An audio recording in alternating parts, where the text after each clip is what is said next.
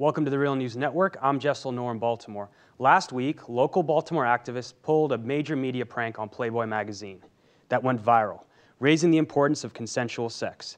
Rebecca Nagel and Hannah Brancato, both artists and activists with the group Force, Upsetting Rape Culture, created a mock website called partywithplayboy.com to coincide with the magazine's annual release of Best Party Schools.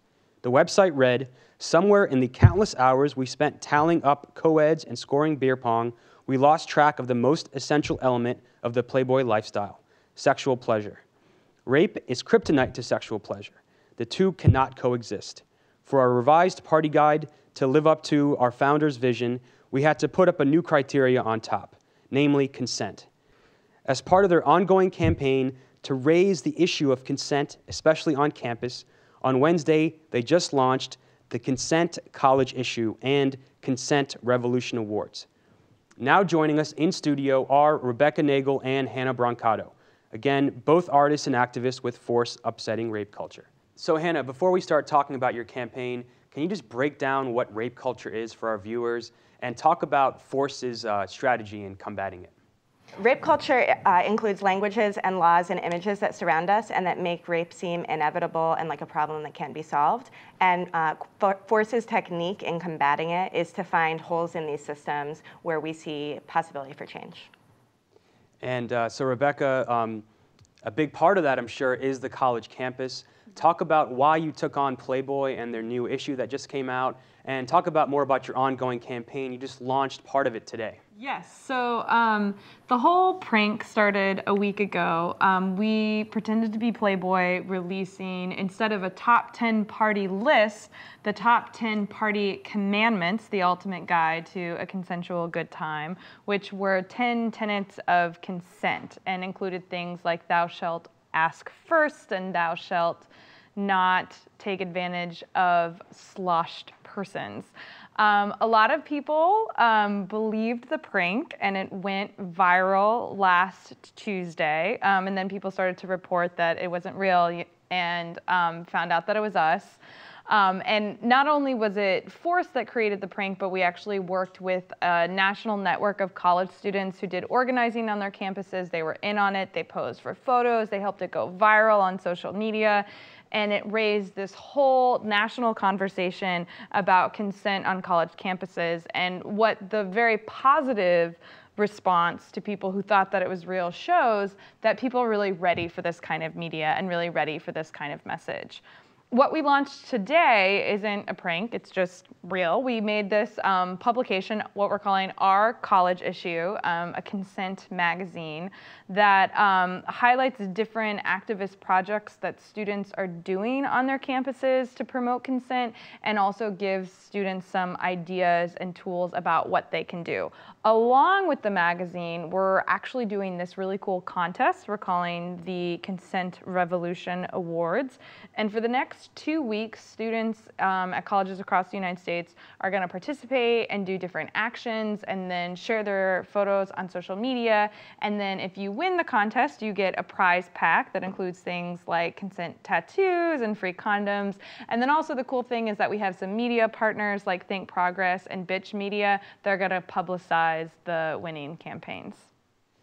And can you talk about why you targeted Playboy magazine, especially their college guide, and some of the statistics you hear about rape in college are just mind-blowingly outrageous. Like 1 in 4 women will be sexually assaulted in college, and going to college actually increases your chance of being sexually assaulted?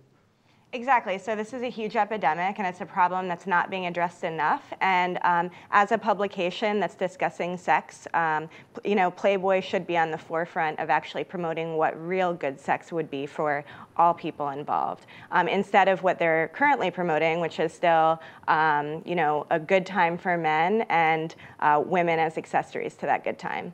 In their current college guide, they actually talk about, women kind of accessorizing a good time alongside food and scenery. So so we believe that actually, like Rebecca said, people are really ready to have a conversation about what does good sex and a real, consensual good time look like, and how can we actually model that and move forward instead of moving backward and living in the past.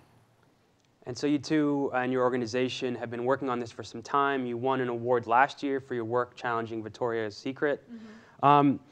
Talk about if you've seen any progress recently on this issue of rape culture and kind of challenging these ideas and stereotypes that are not often really questioned in the media in our society. Yeah, most definitely. I mean, I think the fact that we're having a conversation right now about rape culture is something that's new within the past couple years.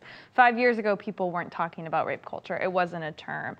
And that's exciting that there's a growing awareness about the connection between the personal and the political, and the way that we act towards bodies in the media affects the way that those bodies are treated in real life.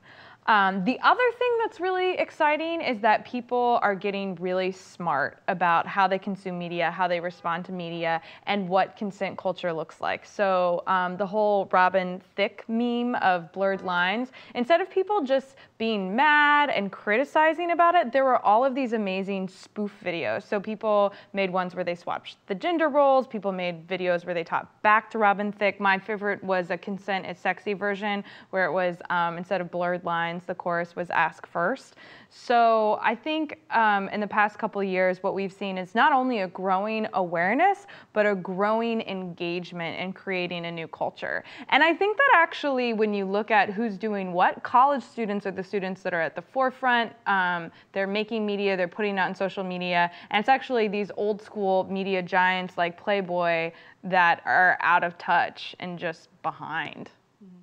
So we're really interested in audience. We're not interested in preaching to the choir. We're not interested in only having the same conversations with people who already believe in these issues. And so that's why we do the culture jams, right? So it basically brings this conversation in front of new audiences. With Playboy, we were able to get the attention of at least some of Playboy's readership. If you look at the Twitter feed for the past week, we've really dominated their handle. And so that's really important. And the same with Victoria's Secret. We were able to really capture the attention and the imagination of consumers of Victoria's Secret products. So. And a fun anecdote to what Hannah's saying, not only did we spoof partywithplayboy.com, but we spoofed some news sites covering it, including this dude blog called Bro Bible.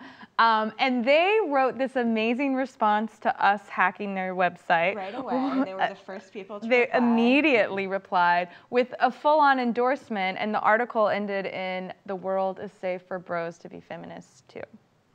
Finally, can you tell us about your next project? You're launching it this weekend?